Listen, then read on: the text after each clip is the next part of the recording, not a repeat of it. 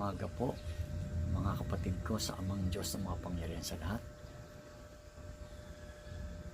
Meron po tayong tatalakayin ngayong araw po about po sa sinasabing balaban. Mga kapatid, ang Diyos amang makapangyarihan sa lahat. Inaalagaan niya tayo araw-araw. Iniiwas niya tayo sa lahat ng panganib. Kaya po mga kapatid ko, tayo pong lahat kinakailangan manampalataya sa Ama.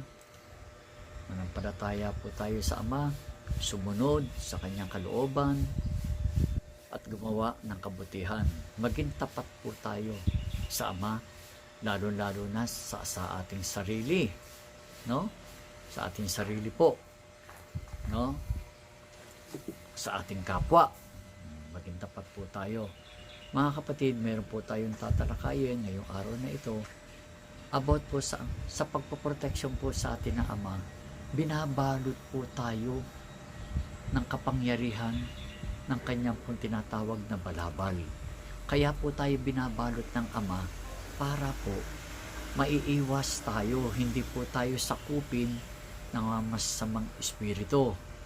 Hindi po tayo sakupin ng mga kaguluhan o kaya po yung mga aksidente, yung mga calamity, sa iba-ibang uri po ng kapahamakan. Inaalagaan po tayo na Ama. Kaya po ipapaliwanag ko sa inyo kung ano po yung ipinaliwanag sa akin ng Ama para gawin ang isang bagay na para po bumalot ang kapangyarihan ng kanyang balabal. Ipaliliwanag po sa sandaling ito.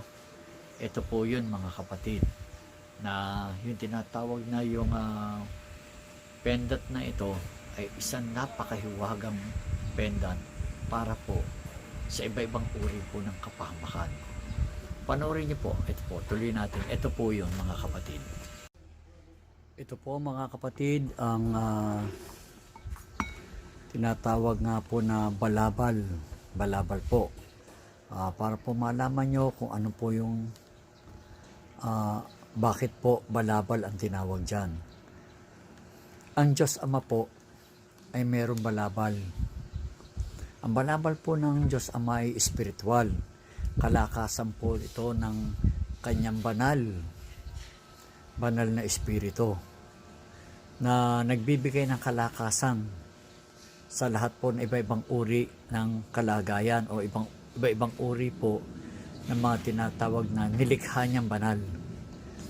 Ngayon mga kapatid ko, yung balabal na ito ay napagkalooban ng Ama ng 7 kapangyarihan. Ito po, unang kapangyarihan po na ito po ay tinatawag na 7 virtudes na ikononsagra rin po sa balabal. Ang unang-una pong virtud ay bumubuo po ng Sator, Coronados. Sumunod po, 7 Arkanghel. At sumunod naman po, 5 Vocales. Gloria Altissimo. 7 Llaves. At ito naman po yung mahal na inang hari. Uso yun. Santa Mater Dei Maramatam.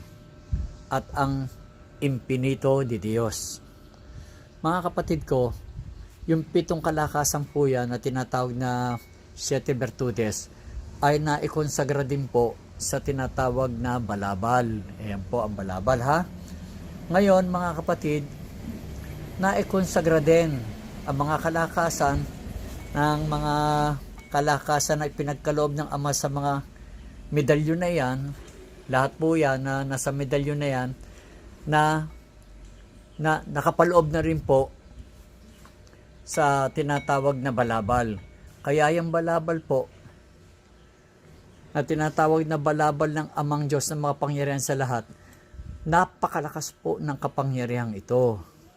Ito po ay sagrado, banal, at ito po ay napakalakas sa lahat.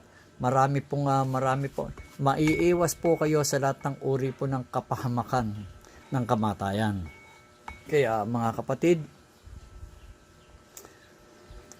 nung panahon po ng Disyembre, namigay po ng ganyan, libre po, pero ngayon po, tapos na po yung promo na yon, ito po ay isineshare ko sa inyo. Kasi mas mahalaga po ang kapangyarihan ng Diyos para po sa atin lahat.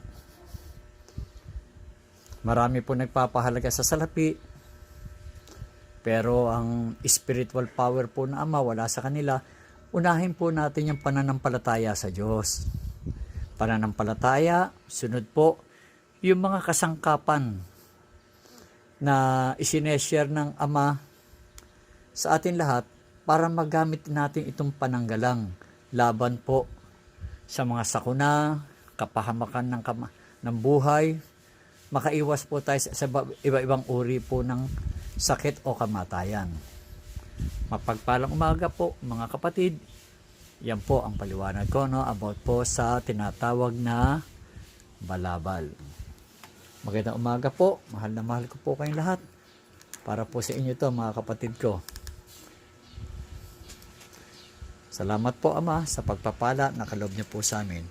Sa ngalan ng Panginoong Hesus, Amen, Amen, Amen.